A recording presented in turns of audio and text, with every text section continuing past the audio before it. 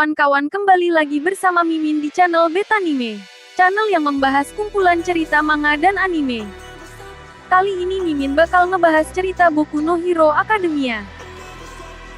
Sebelum Mimin lanjutkan, Mimin mau ngingetin kawan-kawan, kalau channel ini mengandung spoiler. Jadi, yang gak suka spoiler boleh skip video ini. Oke, kita lanjut. Di chapter 318. Diperlihatkan kalau Midoriya sedang dalam keadaan terpojok, melawan musuh dengan bakat bisa mengendalikan orang lain. Musuh menggunakan manusia sebagai tameng untuk menangkap Midoriya. Midoriya pun terpaksa tak bisa melawan, karena dikerumuni oleh masyarakat yang dikendalikan oleh musuh. Karena tak mau menyakiti masyarakat, Midoriya hanya berusaha melepaskan diri tak menggunakan kekuatannya. Hingga akhirnya dia pun kelelahan dan terpojok. Hingga akhirnya Midoriya pun terlihat pasrah karena tak bisa bergerak lagi. Dan beberapa saat kemudian Bakugo pun muncul untuk menyelamatkan Midoriya. Dalam sekejap Bakugo mengalahkan musuh, dan membuat bakat musuh pun terhenti. Masyarakat di sekitar pun sadar dan segera pergi dari sana. Midoriya pun akhirnya terbebas dari belenggu kerumunan manusia. Bakugo pun menghubungi teman-teman yang lain. Dan beberapa saat kemudian teman-teman kelas A pun sampai di sana. Mereka pun berdebat dengan Midoriya, dan mengajaknya untuk kembali. Akan tetapi, Midoriya tak mau kembali. Dia menyuruh teman-teman untuk pergi dan menyingkir dari hadapannya. Dia melakukan itu untuk melindungi mereka, karena dia berpikir, jika dia pergi dari akademi maka All for One tidak akan ke sana untuk mengincarnya. Dan teman-temannya pun tak akan menjadi korban dari keganasan All for One seperti sebelumnya.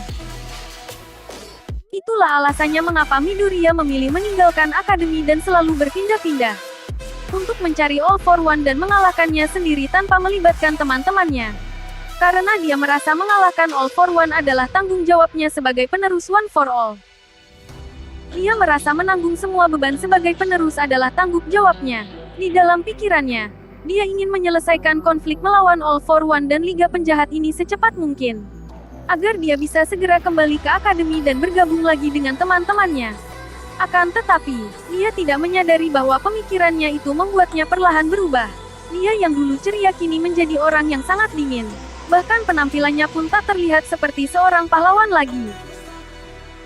Penampilannya kini lebih terlihat seperti penjahat, atau bahkan seorang monster. Hal ini terjadi karena dia terlalu banyak menanggung beban di pundaknya seorang diri.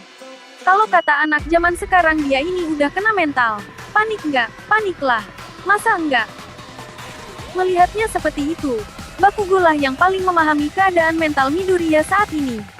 Dan dia jugalah yang memberi ide merencanakan untuk menjemput Midoriya bersama teman-teman sekelas. Flashback ke belakang.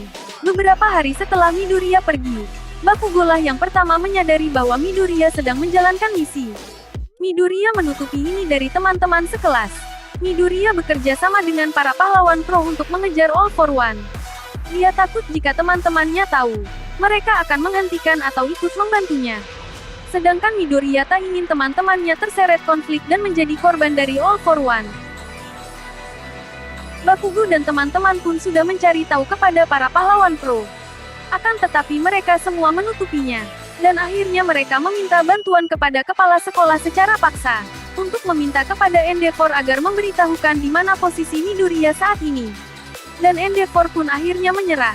Dia memberikan alat GPS untuk mengetahui lokasi Midoriya. Akhirnya mereka pun berhasil dan menemukan Midoriya. Meskipun saat ini Midoriya tetap pada pendiriannya. Dia tak ingin kembali dan berusaha kabur dari mereka. Dan sepertinya di sini akan terjadi konflik antara Midoriya dan teman-teman sekelas. Akankah mereka berhasil menangkap dan membawa kembali Midoriya? Mimin sih berharap ada adegan baku hantam yang epik. Gimana kalau menurut kalian? Oke, sampai di sini dulu. Kita tunggu kelanjutan ceritanya di video berikutnya. Sampai jumpa.